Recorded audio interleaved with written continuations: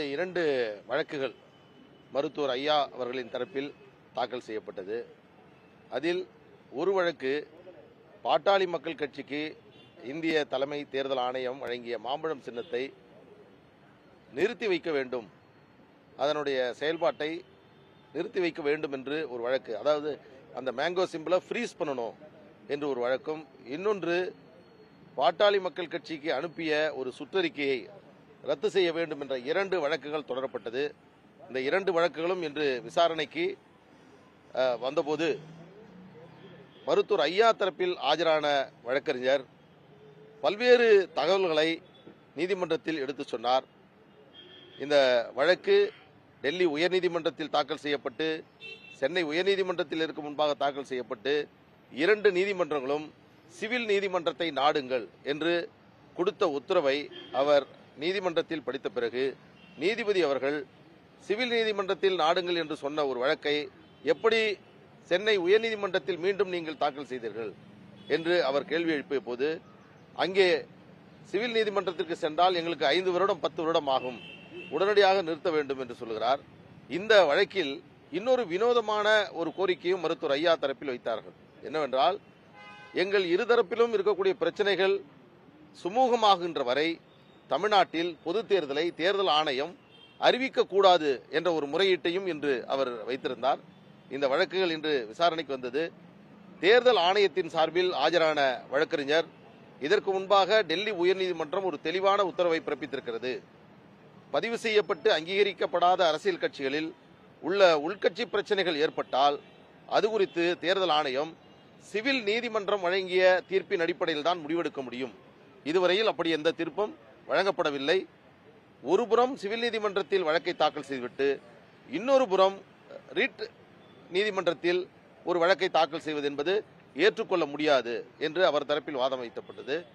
இந்த வழக்கை விசாரித்துக் கொண்டிருந்த நீதிபதி அவர்கள் இதே பிரச்சனையை சிவில் நீதிமன்றத்தில் நீங்கள் எழுப்பியீர்கள், 4/12/2025 உத்தரவு நகலை ரத்து செய்ய வேண்டும் என்று சிவில் நீதிமன்றத்தில் தாக்கல் செய்துவிட்டு அதே உத்தரவு நகலை ரத்து செய்ய வேண்டும் என்று தற்பொழுது ரிட் நீதிமன்றத்தில் தாக்கல் செய்திருப்பது என்பது கண்டிக்கத்தக்கது என்று நீதிபதிகள் சொன்னார்கள். அப்பொழுது தலைமை நீதிபதி, தேவையில்லாமல் நீதிமன்றத்தினுடைய நேரத்தை இப்படி வீணடிக்க செய்தால் உங்களுக்கு அபராதம் விதிக்க நேரிடும் என்பதையும் நீதிபதி அவர்கள் எடுத்து தெரிவித்தார். மீண்டும் அவர் இதனுடைய வழக்கினுடைய தன்மை, இருதரப்பிற்கான பிரச்சனைகள், இதையெல்லாம் நீதிமன்றத்தில் எடுத்து சொல்லுகின்ற முயற்சி செய்த போது நீதிமன்றம் மிக தெளிவாக சொன்னது, நீங்கள் சிவில் நீதிமன்றத்திற்கு சென்று உங்களுடைய உரிமையை நிலைநாட்டிக் கொள்ளுங்கள் என்று சொல்லுகிறார். அவர் பல்வேறு குற்றச்சாட்டுகளை வைக்க முன்பட்டார். இது மோசடி செய்யப்பட்டிருக்கிறது, ஆவணங்கள் திருத்தப்பட்டிருக்கிறது என்று சொன்னபோது நீதிபதி இதையெல்லாம் ஆய்வு செய்து ஆவணம் திருத்தப்பட்டிருக்கிறதா, மோசடி செய்திருக்கிறதா என்பதை சிவில் நீதிமன்றம் தான் தீர்வு செய்ய வேண்டும் என்று சொல்லியிருக்கிறார். பாட்டாளி மக்கள் கட்சியின் சார்பில் பொதுச் செயலாளர் வடிவேலு அவர்கள் சார்பில் மூத்த வழக்கறிஞர் நீதிமன்றத்தில் ஆஜராகி மருத்துவர் ஐயா அவருடைய வயதை அவர்கள் கருத்திலே கொண்டு அதை பயன்படுத்திக் கொண்டு தேவையில்லாமல் இதுபோன்ற வழக்கை தாக்கல் செய்திருக்கிறார்கள். இந்த பிரமாண பத்திரத்தில் கையொப்பமே மருத்துவர் ஐயா அவர்கள் இட்டாரா என்பதே கேள்விக்குறியாக இருக்கிறது. அதுவே சந்தேகத்துக்குரியதாகவும் இருக்கிறது. நீங்களே பார்க்கலாம், பத்திரிகையாளர்களாக நீங்கள் தேர்தல் ஆணையத்திற்கு கொடுத்த மருத்துவர் ஐயாவினுடைய கையெழுத்தும் சென்னை உயர்நீதிமன்றத்தில் இன்று தாக்கல் செய்யப்பட்ட பிரமாண பத்திரத்தில் இருக்கக்கூடிய கையெழுத்தும் ஒன்றாக இருக்கிறதா என்பதை நீங்கள் ஆய்வு செய்து பாருங்கள். இதற்காக நாங்கள் குற்றவியல் நடவடிக்கையை மேற்கொள்ள இருக்கிறோம். இந்த கையெழுத்தை யார் விட்டது, இதற்கு எந்த வழக்கறிஞர் அதற்கு அட்டஸ்டேஷன் இட்டார், இது மிகப்பெரிய ஒரு நீதிமன்றத்தை ஏமாற்றக்கூடிய, மோசடி செய்யக்கூடிய ஒரு வேலையை அவர்கள் செய்திருக்கிறார்கள். இதற்காக தனியாக ஒரு புகார் மனுவை நாங்கள் கொடுக்க இருக்கிறோம். அதற்காக தனியாக ஒரு குற்றவியல் வழக்கையும் நீதிமன்றத்தில் தொடுக்க இருக்கிறோம். இது மிகப்பெரிய மோசடி, ஒரு நீதிமன்றத்தை ஏமாற்றக்கூடிய வேலையை செய்து கொண்டிருக்கிறார். இந்த நீதிமன்றத்தில் அவர்கள் தாக்கல் செய்திருக்கக்கூடிய ஆவணங்களில் பல்வேறு முரண்பாடுகள் இருக்கிறது. இதற்கு முன்பு தாக்கல் செய்யப்பட்டு நோட்டீஸ் வழங்கிய ஒரு வழக்கில் எங்கள் இருவருக்கும் எங்களுக்குள் எந்த பிரச்சனையும் கிடையாது, எந்த சிக்கலும் இல்லை.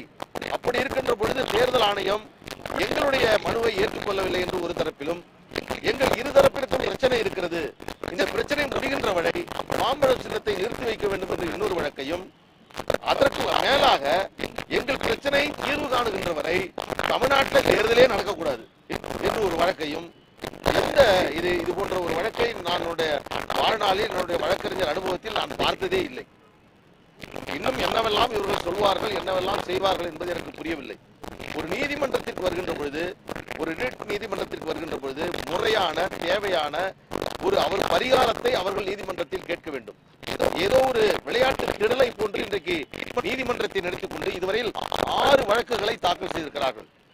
ஒரு வழக்கை கூட அவர்கள் இதுவரையில் சாதகமான தீர்ப்பை பெறவில்லை. தேர்தல் ஆணையத்திற்கு நூற்றுக்கணக்கான மனுக்களை அனுப்பியிருக்கிறார்கள்.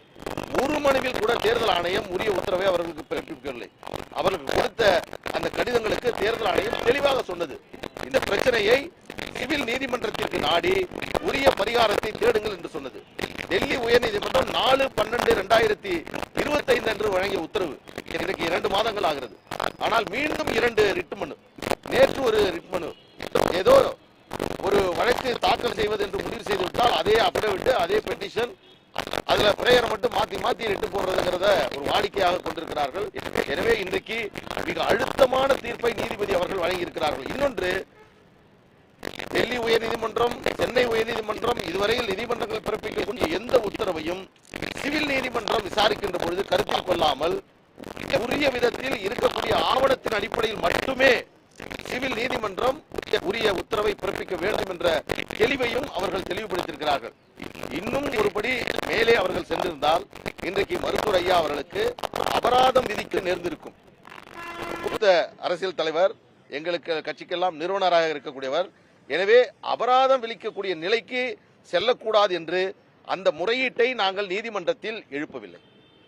இல்லை என்றால் இன்று இருக்கக்கூடிய பல்வேறு முரண்பாடுகள், இதில் இருக்கக்கூடிய அவர்கள் செய்திருக்கக்கூடிய பல்வேறு தில்லுமுல்களை நாங்கள் வெளியே சொன்னால் அது நிச்சயமாக மருத்துவர் ஐயா அவர்களை பாதிக்கும் என்ற ஒரு காரணத்தால் இன்றைக்கு அமைதியாக இருக்கிறோம். ஆனால் மருத்துவர் ஐயா அவருடைய கையெழுத்தை யார் போட்டார்கள், அந்த கையெழுத்திற்கு எந்த வழக்கறிஞர் ஒப்புதல் வழங்கினார் என்பதை உரிய புகார் மூலம் நாங்கள் அதை நிச்சயமாக நடவடிக்கை மேற்கொள்வோம். இதற்கு ஒரு முற்றுப்புள்ளி வைத்தாக வேண்டும். எனவே பாட்டாளி மக்கள் கட்சியினுடைய தலைவர் மருத்துவர் அன்புமணி ராமதாஸ் என்பதும், பாட்டாளி மக்கள் கட்சிக்கு மாம்பழம் சின்னம் ஒதுக்கப்பட்டிருப்பதும், அந்த கட்சி வரக்கூடிய தேர்தலில் போட்டியிடுவதற்கு ஏ ஃபார்ம், பி ஃபார்ம் இதில் கையொப்பமிடுவதற்கு மருத்துவர் அன்புமணி ராமதாஸ் அவர்களுக்கு எந்த தடையும் இல்லை என்பதையும் இந்த தீர்ப்பின் மூலமாக தெளிவாக நமக்கு தெரிந்தது. இல்ல, அது அந்த நீதிபதி சொன்னார், இந்த மாதிரி தேவையில்லாம போட்டுக்கிட்டீங்க, இதுக்கு பிறகு நீங்க ஏதாவது வாதிட்டால் நான் அபராதம் விதிக்க வேண்டி வரும் என்று சொன்னார். எங்களை அது இந்த வழக்கில் ஒரு எதிர்த்தரப்பினராகவே சேர்க்கவில்லை. எங்களுக்கு வழங்கப்பட்ட நோட்டீஸை ரத்து செய்ய வேண்டும் என்றால் முறையாக அதற்கான ஒரு எதிர்த்தரப்பினராக சேர்த்துதான் அந்த வழக்கையை தாக்கல் செய்ய வேண்டும். அந்த நடைமுறை.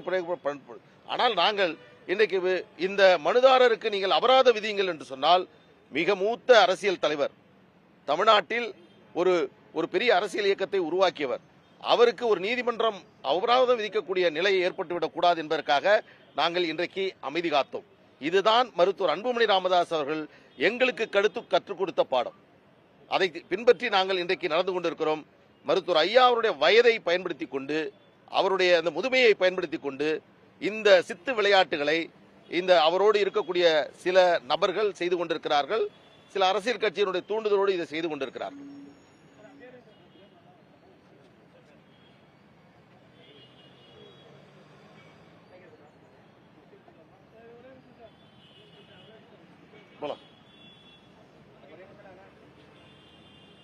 வருமா?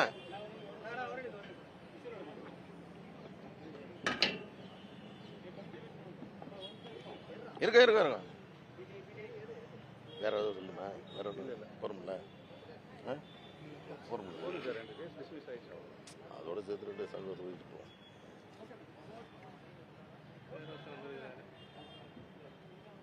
தேங்க்யூ போகலாம்.